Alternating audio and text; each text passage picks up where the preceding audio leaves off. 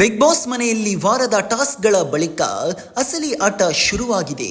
ಜೋಡಿಗಳಾಗಿ ಆಟದಲ್ಲಿ ತೊಡಗಿದ್ದ ಸ್ಪರ್ಧಿಗಳಲ್ಲಿ ಹೊಂದಾಣಿಕೆ ಕೊರತೆ ಆದ ಕಾರಣ ಅಸಮಾಧಾನಗಳು ಭುಗಿಲೆದ್ದಿದೆ.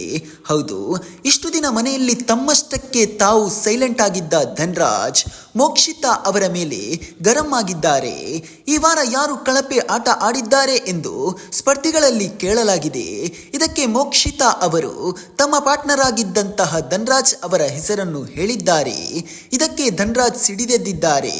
ಇನ್ನು ಬಿಗ್ ಬಾಸ್ ಸೀಸನ್ 11ರ ಸ್ಪರ್ಧಿಯಾದಂತಹ ಲಾಯರ್ ಜಗದೀಶ್ ಅವರು ಹಿಂದಿ ಬಿಗ್ ಬಾಸ್ಗೆ ಹೋಗುತ್ತಿದ್ದೇನೆ ಎಂದು ಸೋಷಿಯಲ್ ಮೀಡಿಯಾದಲ್ಲಿ ಪೋಸ್ಟ್ ಹಾಕಿದ್ದಾರೆ. ಇನ್ನು ದೊಡ್ಡ ಮನೆಗೆ ಎಂಟ್ರಿ ಕೊಡುತ್ತಿದ್ದಾರೆ ತೆಲುಗು ತಾರೆ ಶೋಭಾ ಶೆಟ್ಟಿ. ಹೌದು, ತೆಲುಗು ಬಿಗ್ ಬಾಸ್ ಸೀಸನ್ 7ರ ಸ್ಪರ್ಧಿಯಾದಂತಹ ಶೋಭಾ ಶೆಟ್ಟಿ ಅವರು ಬಿಗ್ ಬಾಸ್ ಮನೆಗೆ ವೈಲ್ಡ್ ಕಾರ್ಡ್ ಎಂಟ್ರಿ ಪಡೆಯುತ್ತಿದ್ದಾರೆ ಎಂಬ ಸುದ್ದಿ ಇತ್ತೀಚೆಗೆ ಸೋಷಿಯಲ್ ಮೀಡಿಯಾದಲ್ಲಿ ಬಹಳ ವೈರಲ್ ಆಗುತ್ತಿದೆ.